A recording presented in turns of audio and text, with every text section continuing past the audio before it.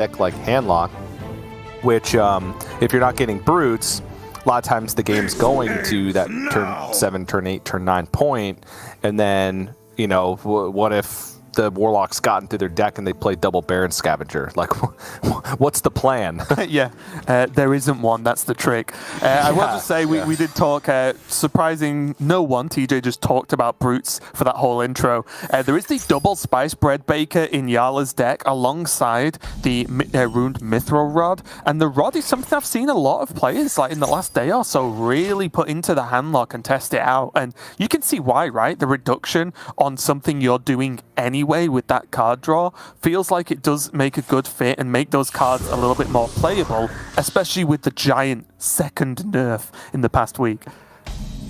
Yeah, I'm still not sold on the Mithril Rod because there's, you know, still some a lot of the big minions that you play in the deck are cheap enough once you get to a certain point in the game, and when you want to get these things down early, spending an entire turn playing a card for 3 mana, not life tapping or drawing any cards, oftentimes feels like it gets rid of the difference that the Mithril Rod would otherwise make. It negates the benefit, right? Because you saved a mana by not spending like the card draw, so it kind of doesn't count. Exactly. Yeah, I know what you mean.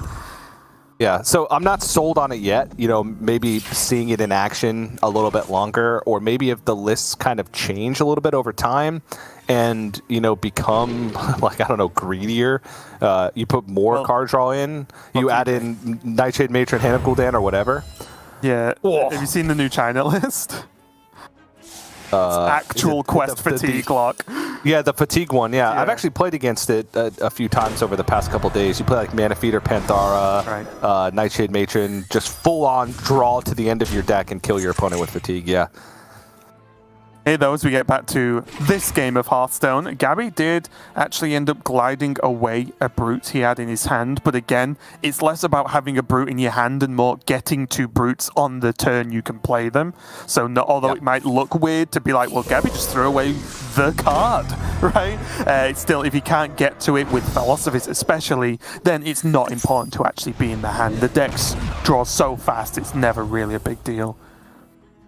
And the upside of the glide there is huge because he outcasted it, which means that it sets Jarla back 3 cards. He's forced to spend mana on life tap. He's not. He gets further away from activating Baron Scavengers and the Bloodshard Bristlebacks, but more importantly, the Baron Scavengers, especially with how Gabby's built his list. So, and of course, an unknown benefit here to Gabby. He's given Jarla a pretty terrible hand. Like, look at these cards; they don't really achieve anything, at least right now, right? Like, he's just going to Drain Soul this and just call that a day. Tap Drain Soul, pass, giving Gabby even more time. Sigil going to proc off there. Spectral Sight. He's going to draw an additional card though. But with Acrobatic, Spectral Sight, tradables, the whole deck is literally card drawing brutes. Yeah, the hard part is how he sequences this. I like the Acrobatics because it's the quote-unquote more difficult card draw. Because, you know, at a certain point you have to realize when you need to kind of bail out of going for brutes early and actually limit the amount of cards that you're drawing. Because if you go super aggressive with the draw, then you may not have enough cards in your deck to get the weapon up to enough attack to kill your opponent. So he's got to be careful. There's a chance here, though, that he could get both quest completions done. Yep, he gets both. So now he's just cooking. Now he's just cooking because he gets... Oh, nice. Look at that. The Kurtra's down on 5. So I like how Gabby sequenced that there. He's like, okay, I'm going to see what I hit, because if Acrobatics... I can Acrobatics, Spectral Sight, and if I hit a single card draw along the way, then boom, I can complete both quests. And the odds are extremely likely that he hits more card draw along the way, right? So looking pretty good. And look at Jarla's hand. It's just nothingness. There's almost just nothing for him to do. He can like bolt this to, again, progress a lot of his quest, but that's just the whole turn effectively passed. Oh, that glide has really done him over, hasn't it? Yeah, and like even then, to be honest, because of the position he's in, knowing Kurtrus is going to come down next turn, maybe he's supposed to wait and then Soul Rend, or Unstable Bolt Soul Rend to just remove card from his deck to just dig deeper. I don't even know. Like, does the Unstable Bolt, sure, it progresses the quest, but is the quest you even going to get I guess it makes yeah. I guess it makes Giants cheaper because activating the second portion of the quest gives you that healing. The Unstable Shadow Blast itself actually gives you the damage to your face, so he's making the flesh giants cheaper, but it just feels bad. The frustration here as well is it's like, if you just didn't look at the board for a sec, you go, okay, well, this is a bad hand, but you can just play Baron Scavenger, get a 6/6 on board, great. But it just doesn't even challenge Kurtrus, right? Like right now, because Gabby's managed to land it so early. It's just painful. Okay, Backfire. That's a card, TJ. That is a card that Jarla wants to play. Sure. I mean, you just rip it and go. Yes. So let's say you rip it. I think he does complete the quest, right? So he would negate the damage. But he'd be at 22. He'd effectively be at 15. Like, what's the likelihood that you die from 15? With 6 mana, maybe not that high, but Kurtrus is down, right? So all draws are -2 now, which is a really big deal. There's philosophy. All right. So the big decision here for Gabby is, does he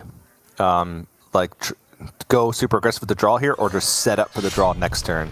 He could spend the mana on the Lion's friendly.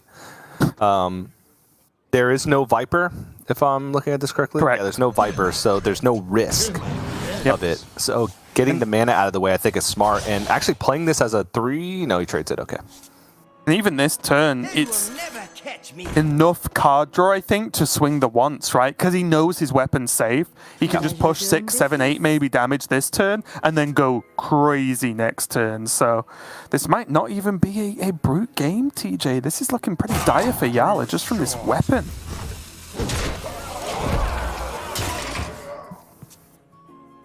And suddenly... Yeah, but there's still a lot to get through, though, with 7 mana. That's Glide. Yes, Glide. He's already used both Spectral Sights and 1 Acrobatics. So his deck actually doesn't have that much card draw in it. I guess Soul Fragments count as card draw, so he's got 3 Soul Fragments. Illidari Studies can find draw. Sigil of Alacrity is dead. Viper is draw, but it's 1 mana, so you have to be careful. You can also do Soul Share this turn, more than likely, right? When it gets to Gabby's turn, they'll probably be a target so we can Soul Share first and put more fragments in to help him out. Yeah. Gonna be close. Fury deals extra damage as well. He most likely gets there, right? Just with the Fury and Glide in hand and the natural attack from the weapon, that's 3, 4, 5, 9. And then you throw in an Acrobatics and that's 10, 11, the Fury. 13, 14. There's the card. At a certain point, he can actually dump the Ironbound Brute for free once he draws enough cards. Cheap Glide. And that'll draw him 2 more cards. Yeah, this will draw 2 more cards because that's the second Acrobatics card. This is getting there easily, I think. Another Glide. You can just spam glides.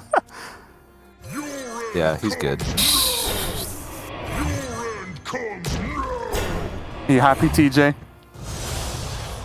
Yeah. There we go. All right. Nicely done. Look at his face, though, TJ. Look at his smug face. Look at he. I love that also he just got down the brutes on the turn that he was winning anyway. Yeah. Oh, and he threw in the BM too. Oh, the BM glide. Oh.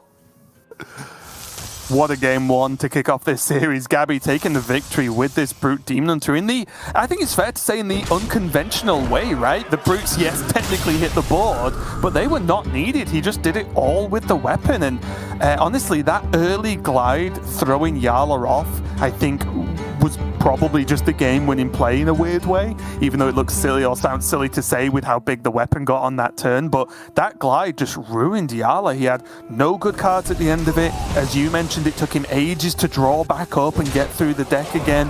The whole 10 cards or less just wasn't even remotely close to realistically coming into play this game either. It was horrible. Yeah, but nobody really beats. In game 1, nobody beats Brute Demon Hunter. Game 5s, everybody beats Brute Demon Hunter. That's how it works. Okay, well, unfortunately, that's all the Brute we have for today, TJ, so we have to get back to regular Hearthstone at this point. The deck tracker actually baited me. For a second, before Jarla actually queued the quest mage, I looked over at the deck tracker, and it had a Brute Demon Hunter list under Jarla's name. I bet you were like, yes! And I was like, wait a second! Oh man, that would be amazing, but doesn't even have Demon Hunter in his lineup. Right. I can dream, though. I can dream. It said it's going to be Quest Mage, the double Wand Thief variation of Quest Mage. I feel like this is standard. Like, if you look at data on, like, HS Replay, this is the one with the most games attached to it. Yeah, and I like it. I know, I think a week and a half ago, people were playing a bit of the Apexis Blast list. But for me, like, the Wand Thieves, yes, they can generate you cards. That always helps, of course. But just having self-targets for the freeze spells, for example, or whatever spells you need at any given point is so important and really where your deck can fall over. So it won't necessarily be a problem in this specific matchup, but in some of the others, they really do come in clutch. And the downside of them sometimes messing with Springwater turns isn't that bad in a lot of circumstances. Whereas whereas Gabby is playing the, I would say, pretty close to the standard version of handlock now. I've seen so many players run just the one spice bread that I'm, like I said, almost getting to the point that this is standard now. Yeah, I would say so. And this is, I think this is a pretty good matchup for Quest Mage because usually you can stall long enough with your freezes by the time big minions are even coming down in order to get that quest completion. They are playing minions, they have to in order to win the game. So that you're getting easy targets for your spells that require targets, and they're usually not at full life when it's time to kill them. So it makes it easy, like the turn post Dawn Grasp to kill them. And I think that's exactly what the Warlock has to play around to an extent. Neophytes throughout the game help, of course, no questions, but I think the trick for Warlock is you get some level of threat down early. The turn they freeze or kill it, you get the next wave of threats. The turn they freeze or kill it, you get the next wave. And at that point, they're probably trying to play Dawn Grasp. And then what you want to do is have a board of at least 2 threatening minions into the Dawn Grasp turn, right? To make them really worry about spending that just flat 5 mana, and then make them have to have some kind of additional spells to be safe from the Battleground Battlemaster follow-up.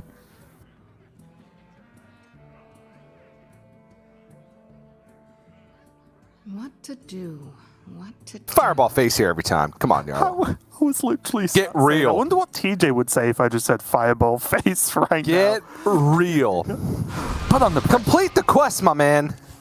All right, he picked up Ignite. That's fine. Yeah, that's pretty good. He still needs Fire and Frost, so that's why I wanted the Fireball, because it's the hardest card to use, and then you could just Brain Freeze next turn because you're almost certainly going to have something to kill. I mean, Gabby would have to... How would he even empty cards out of his... Wow! Okay. Just going to draw. Just going to take the time to draw. Screw the quest. I mean, it's still extremely likely he can progress the quest quite a lot next turn anyway. He doesn't have a second freeze spell regardless. And here's wave 1. I actually would like... Oh, he's going to tap. I was already interested in Null, Coin, Neophyte that turn. Yeah, I guess he's protecting like one Null with the Neophyte. Maybe not that big of a deal. He's probably got some kind of plan. Maybe to get the Neophyte down with a Giant, for example. Yeah, something like that, just to protect a board a little bit more. But funnily enough, you're always drawing so many cards with Incanter's Flow that all the cards would just be their normal cost. And that's part of the reason why I was thinking about it as well, because although that doesn't sound strong, normal cost when your opponent's only on 5 mana is a lot stronger than normal cost when they're on 8. You know what I mean? That there is just still less things for them to be able to do. Yeah. Jarla gets the quest proc. Stage 1 complete. And follow-up progressing some of the rest of this as well. He has Flurry, has Ignite as well, and Rune Orb. What if he goes just Rune Orb Ignite this turn and has Flurry for next turn for the next proc?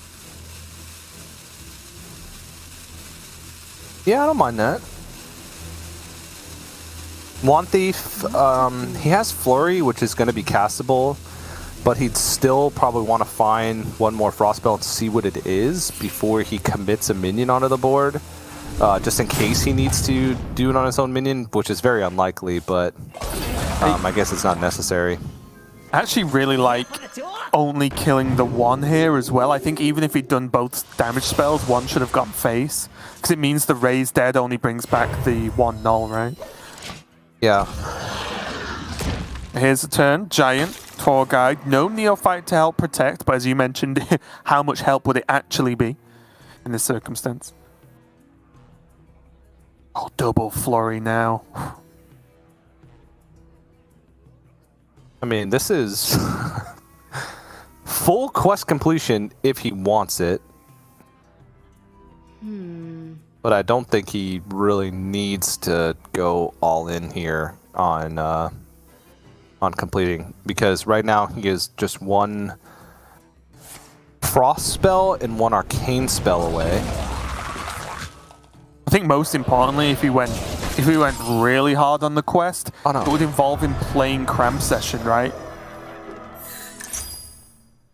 Oh wait, he already had Arcane Apologies, so he can now. Yeah, he played the Primordial Studies last turn. Oh, you're right. No. Yeah. So that's really good. He gets to retain Cramp Session for after Dawn Grasp. I mean, this is just, it's close to like the perfect mage game, right? In terms of reduction early, card draw, quest activations, getting it at a reasonable pace. Whenever I play this matchup as handlock, it's miserable. Whenever I just play watch this as them mage, do all these. don't draw my freeze and die.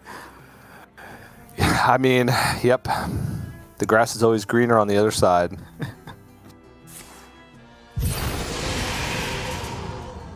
More bones to Double null.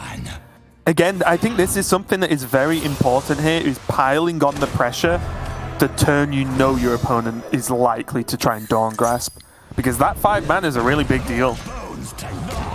Yeah. And this is a lot of power on the board as well. It's great timing. This is the plan. Yeah. I like the holds. Like if he had played it on that turn where he was going Tour Guide plus Null, I don't think it would have been nearly as impactful as what we're seeing now. And it's a turn before the Imprisoned Phoenix emerges. There is triple freeze here for Jarla, 2 Flurry targets and a Brain Freeze target, so he's under no pressure whatsoever. You could even just Fire Sale Flurry, right? Fire Sale leaves 2 minions alive. Oh yeah, true. Nice and simple. What's the quest completion at? He would be lacking protection on the Dawn Grasp turn. I guess he wouldn't be, because he would have Brain Freeze. Yeah, you could hold Brain Freeze, yeah. Yeah, okay. No, that actually makes a lot of sense. And then, so next turn would be complete the quest with Rune Orb, I believe he would need Arcane still. And then play the Dawn Grasp and Brain Freeze. And Cramp Session, right? Would he be able to do 5, 6, 7, 8? No. These are all +1, remember? Because he'd... Even the Rune Orb? Oh, yeah, you're right. Yeah, you're right. Yeah. No, yeah. He's going to retain the Flurry, Be able to fit in everything. Which again, like holding a Flurry if you can is normally good. He's only facing down 5 damage here, maximum 10 from the Battlemaster. So again, just trying to retain the stronger card. The only slight worry is next turn, if Gabby goes really wide, he doesn't really have the tools to like guarantee a good Flurry a lot of the time. So it's a tiny bit tricky. I guess the cram session is going to draw him 1 billion cards, though. Actually, 6. It's gonna draw 6. The Cheeky Ray's dead here. That giant is in the pool now that he killed it off. Oof. That hurts. Yeah. Try and dig for a giant too. You get accustomed to the smell. Fine. Again, he knows Dawn Grasp is almost certainly coming down this turn if it didn't last turn, which means put more threats on the board.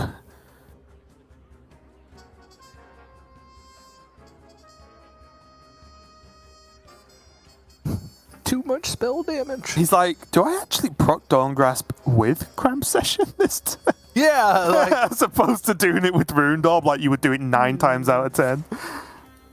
there's more dumpable stuff like Flurry and Ice Barrier.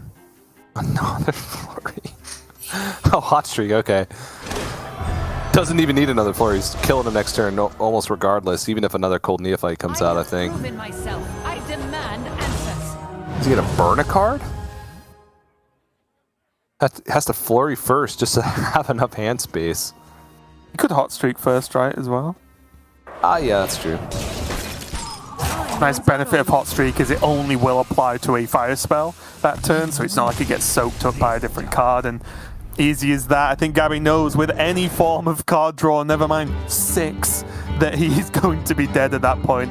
Jarla takes a game and evens up the series, TJ, and a pretty nice game to take, honestly. Decent matchup, and things went well, right? It wasn't a good matchup that you lost because you drew badly or anything. It was just a strong one for Jarla being able to take the victory here. Yeah, that was pretty textbook quest mage. And, you know, if you want to break it out even further, pretty textbook quest mage versus handlock. Yeah. To be honest, and yeah, Gabby has seen this pan out enough to know that there's no avenue for victory from that point. Near guaranteed dead on the very next turn, and no way to counteract that. So now we're down to a mere best of 3, and it's handlock on both sides, and the odd man out deck being Celestial Druid for Jarla and Quest Shaman for Gabby. Yeah, looks like we are going to get a Warlock mirror here. So the old handlock mirror, pretty tough one to play out because it is heavily reliant on having multiple waves of those threats and having them early. If you're late to the party, then it's going to be very difficult to fight back, especially if Raised Deads are involved. So we'll see how this one plays out. Are there any major differences in the Warlock decks here, TJ? Yeah, Jarla does not play tour guides. Instead plays the Mithril Rod and the extra Spice Bread Baker. Other than that, like, the threats are the same at the top end. You have, you know, the double Null, double Giant, 1 Battle Master, double Scavenger. It's just that difference in kind of the early game. But again, maybe I'll be sold on the Rune Mithril Rod after this game, but not sold on it in theory. Yeah, let's find out. Giants for both players. Jarla has the Anetheron but isn't on the coin, which is a little bit worse in some extents. But both players have really good opening hands, honestly. Yeah, they're kind of similar. Yeah. Oh wow, now they're very similar. They're just drawing the same cards. It's an actual mirror match.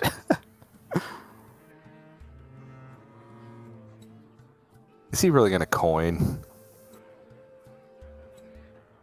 Wait, what does he want to coin? Neophyte Tour Guide?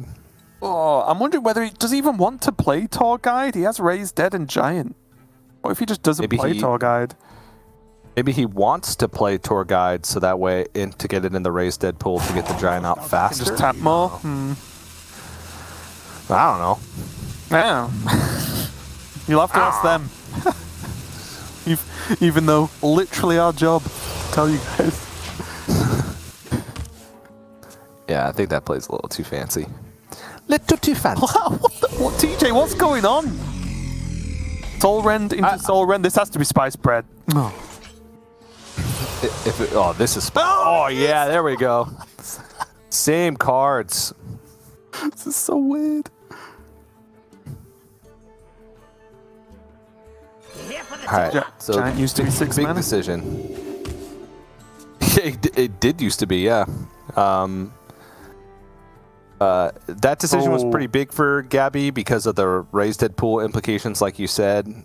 You know, this will still get him like 1 extra tap and then some extra mana to work with.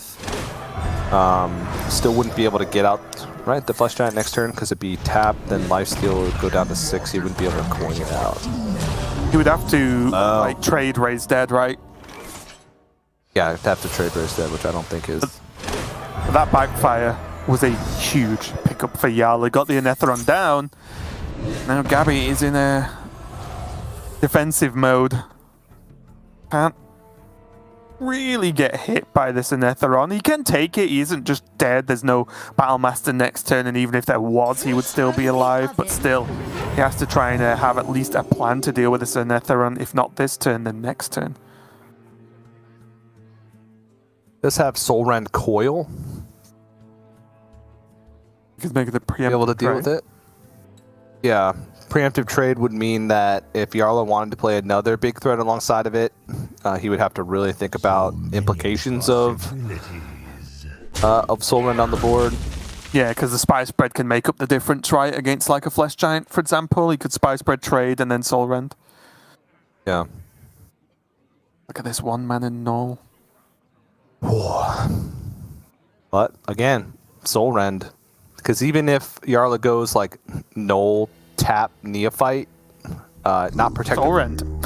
Soul Rend. So. Just the word. But it's also, if I think that's fine, right? Because then his Giants will be 5. He has Raised Dead to lower them to get Anetheron back, and Gabby has to spend his whole turn pressing Soul Rend, which means Jarla just builds a board again. I actually think I really like this, even though it does directly play into what Gabby is kind of shown he has. So that works out, right? He goes to 1, 2, 3, 4. Plays that. Draws a card. He would. His hand would be a little bit too full to be able to raise dead, though, right? That's the problem. Yeah, I'm just wondering whether you'd do it anyway. Just to get 1 mana Anetheron and, well, potentially 1 mana Anetheron and a Flesh Giant down that turn? Yeah. Or we can raise dead double Giant, right? Raise dead, eat the cost of the minion, or eat like not get full value from the raise dead. You'd only get 1 minion back. Yeah, and then, but you get to play 2 Giants. Like that's especially considering 1 minion's null and 1 minion's Anetheron, right? So I think you trade either of those for guaranteed Giant on board. Well, what about this? Now this turn he gets to go Neophyte, raise dead, and then play Anetheron. Oh yeah, and a Giant. Giant. I mean, Yeah. sure. Pick your poison, TJ. Yeah, so he curated the raised dead pool so that the Neophyte wasn't in it. Yeah. Okay. He gets to go again. No, oh my gosh, it double Giant. Wait, what? Oh. That might be a... That looks like the discard animation, Yeah. doesn't it? There we It go. was just hanging in suspense. It was such a good play. He got some hang time on that one and just stalled in the air for a sec before he dunks all over Gabby here.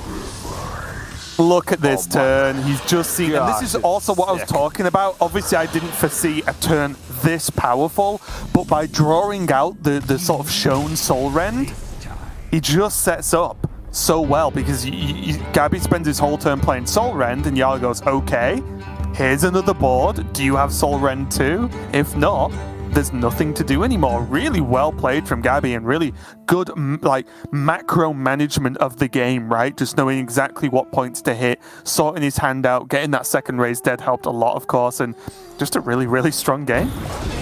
Yeah, there. If you look back on it, there was honestly no reason to play the Neophyte because it would still die to Soul Rend. It would clog up the raised dead pool. And what is Gabby going to do with 1 mana that's impactful? Tour Guide's not really impactful. No target to coil, no target to touch. Yeah. So there really wasn't anything to be able to do. The only thing that would have, quote-unquote, punished him for that line would have been if Gabby had gone Soul Rend, coin, Neophyte.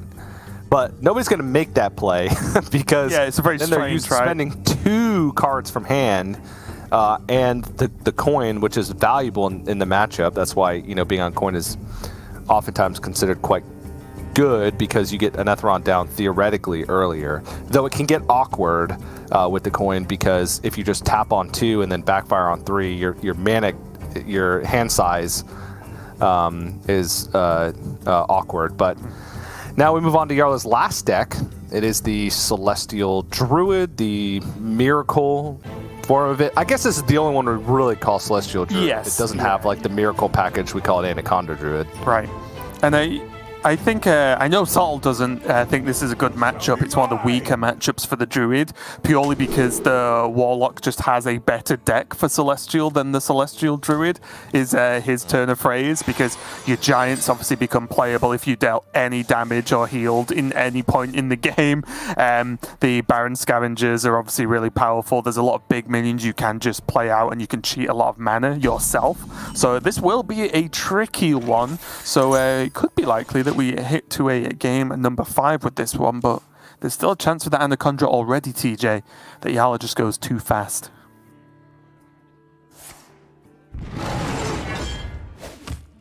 No such thing.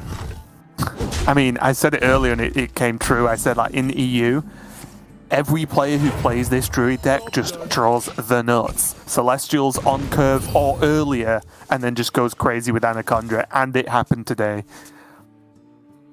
It's uncanny. Well, this is very close to it. Yeah, that's it. It just happens. I'm not even surprised. That's why I'm not even... There's no surprise in my voice. I'm just like, yeah, I mean, it's this Druid in EU. It's just the way it gets played. Yeah, the Lunar Eclipse is not great. Lunar Eclipse is an arcane spell, so it doesn't really have any benefit with Lady Anaconda. This is not really the matchup that it's good for. I guess you could kill in an Etheron, right?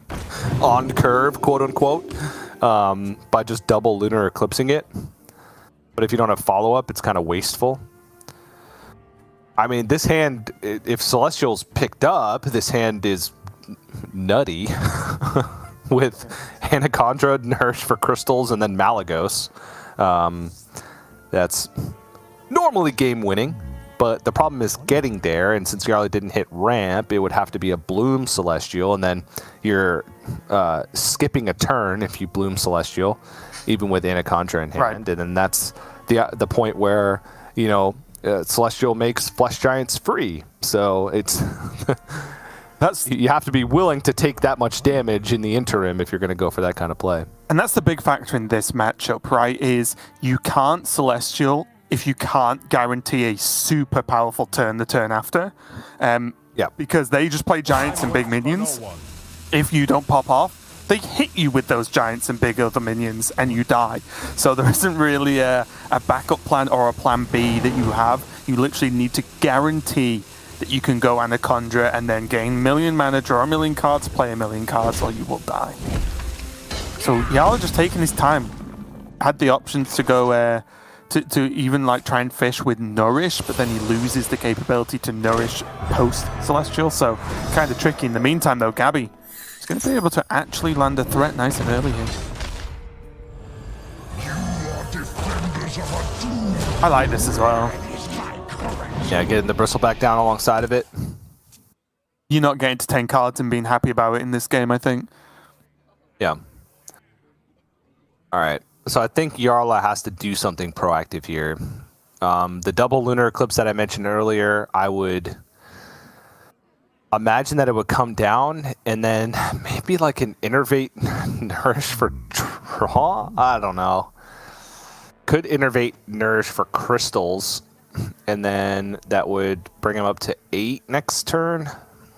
Could just double Lunar Foul Rage, right? And just give himself one more turn. Yeah. I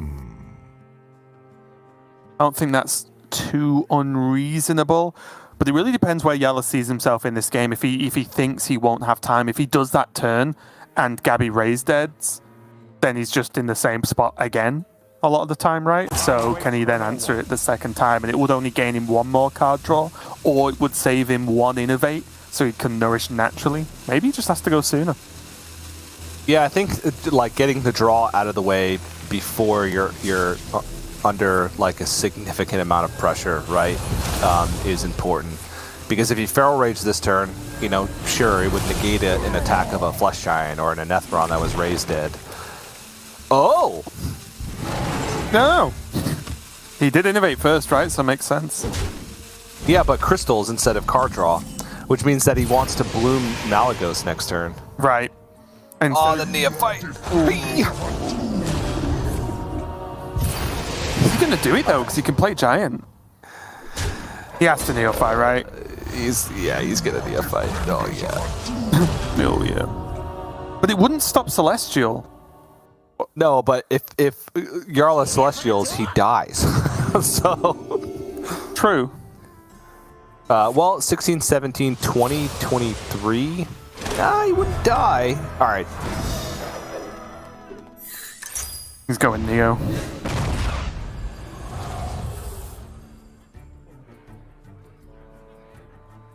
One mana off doing both. One mana off best of both worlds. So just because if you Neophyte and you don't have a guaranteed lethal, right? If you Neophyted, it would have been a little bit short of actually lethal damage since he doesn't have Battlemaster in hand. I think he's fine with it now because if Jarla does really anything except make a giant board, he dies. Yeah, he dies. I think the Giant's the right play there over the Neophyte, right, just to guarantee lethal damage being on board. So Jarla's options are severely limited.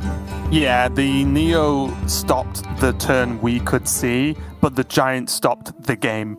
So yeah, yep. Makes a lot of sense there. And it does mean we're coming all the way down to Druid versus Quest Shaman here. And from everything I've seen in this matchup, honestly, and again, I might be biased because I've just seen this happen so many times on stream with people here who bring Druid, but this seems very difficult for the Shaman to get a win with because Celestial is almost extra punishing versus Shaman because a lot of the time you don't have to give your opponent a free turn because they're overloaded.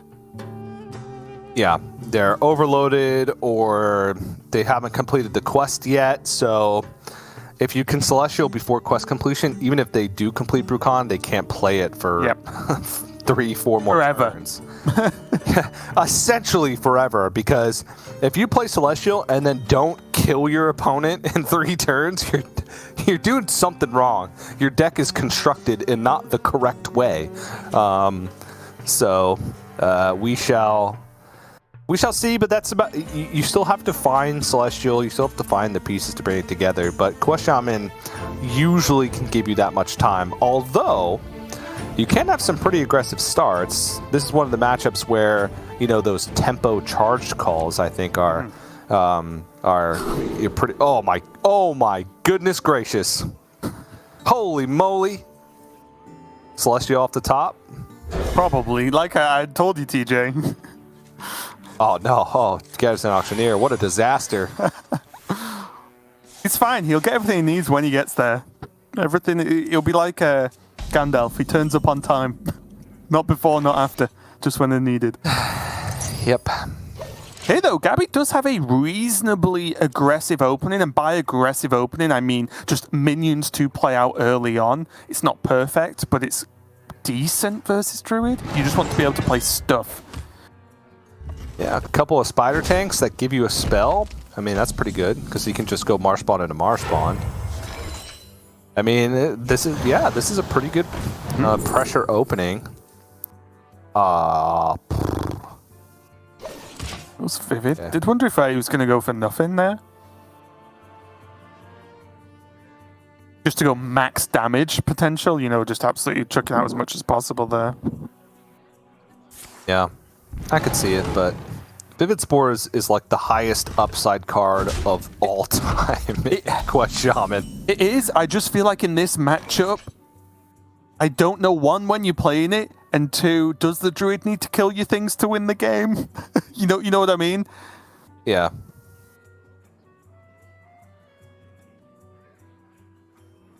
Lightning Bloom, Diligent Note Taker, Serpentine Portal is interesting.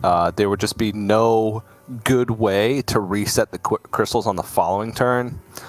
Alternatively, you could go Diligent Note Taker, then Lightning Bloom, then Serpentine Portal, which would give him the Lightning Bloom to reset the crystals next turn. Actually, I like that. Can he go... If he goes blue, blue... Yeah, this looks good, right? Yeah, you just blooms hold on to the next turn. second bloom. Yeah. And then he can even go Vivid Spores, right?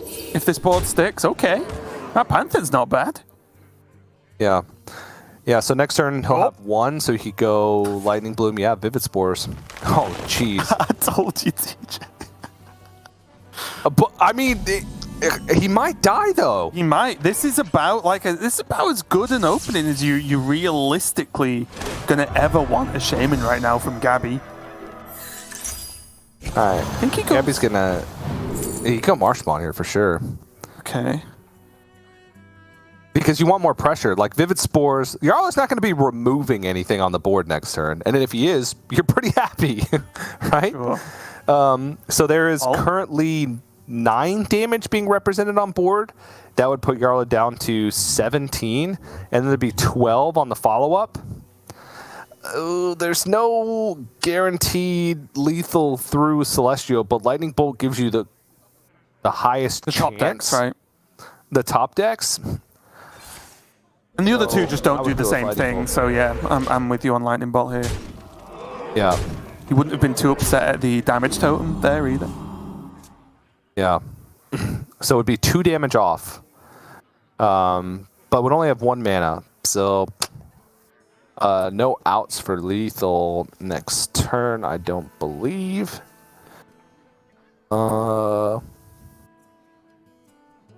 Unless it's guidance and it gives Lightning Bloom, Lightning Bolt. Exactly. Is Jarla gonna Solar Eye here?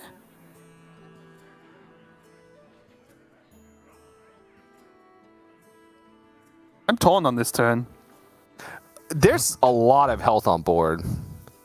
There's 15 health on board. It's not even likely to clear. Right. You think he just has to go for the Celestial and say, you won't kill me with 1 mana, which is, I think, a reasonable thing. He's got the follow-up. He's got it. He's not going to be overloaded. It has Anaconda, Solar Eclipse, and Fungal Fortunes. Right. I think you alignment here. When else are you going to alignment? Because I think... yeah. I was just going to say, I think that's where that path leads, right? Let's say you Solar Eye and you kill half of the minions, right? Let's just say you do.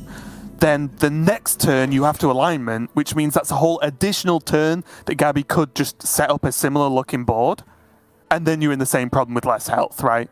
So I think that's why it does lead Jarla back to just alignment now, the Anaconda's there, the card draw's there, and rely on that getting him all the way. Gabby, as close as he's ever going to be. Going to drop the Vivid Spores as well to give him some options, but he's raised his hands, he knows. The game is over one way or another. Yeah. Stand against the serpent lord. There's Anaconda, who even gets Nature Studies. Nice little pickup there to help him out. Nourish! I mean, it costs 5. Yeah. I was more shouting because it's like, you need that card in your hand now, not for 5. Yeah. I mean, like, do you really... Okay, he's just going for full efficiency. I don't want to waste my Nature Studies buff on this. I think that I would rather... I don't know, I guess it would have been eaten up. So he's got to go Solar Eclipse, Fungal Fortunes. He spent so much time thinking about whether or not to use that Maw. And now he's got limited time for this. Not a good start. Needs a Nourish to reset crystals. I think he whiffed. Only hit Cenarian Ward. Don't even know what this could be to actually realistically help him. Oh, that's not it! He's dead. He's dead. Insane. He's just dead on board. There's 12. 14 he's got with Lightning Bolt. 15 with Novice Lightning Bolt. Looks good enough to me, TJ. Yeah, he's not dead on board yet, but the Lightning Bolt, yep.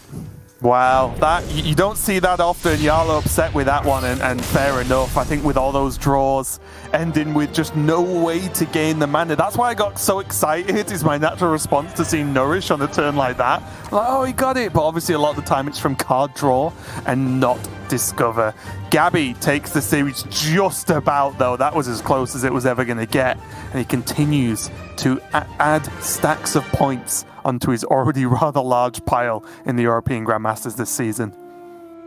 Yeah, but it was a well played game, right? Maximum pressure, like putting maximum amount of power on board each turn. Like my instinct was to just keep getting more Serpentine portals, but then you wouldn't have had a way to reset your crystals on the next turn. But he went with Lightning Bloom, and he also put the 2 extra power on board, and then could go Marsh Spawn the very next turn. So just like understanding the matchup, right? There wasn't that many decisions to be made for Gabby, but he made each and every one right. And I think Jarla did as well, to be honest. But, when you only have 1 turn post-Celestial, if you don't hit anything, right? He hits Cenarian Ward, but he would have needed Nurse to reset crystals, or Lightning Bloom to get out 1 more armor card. Look at this, right? If he had any additional mana, he had 3 Feral Spirits in hand, right? He could have gained all the armor in the world if he could have actually hit the Nourish or something. So, what a really close series. I was not expecting the ending to that one, TJ, especially when we got off to such a start with that Brute matchup. Yeah, I feel like Celestial Druid is just so 2 weeks ago. Like, I have, as opposed to Quest no Shaman, faith which in the was deck. literally 2 weeks ago, 3 weeks ago. I mean, Quest Shaman's just the gift that keeps on giving. It just is good. It's the master of 50%ers, which in Conquest is fantastic. In other lineups, maybe not so much, but it also has a niche where it has like these 55, 60%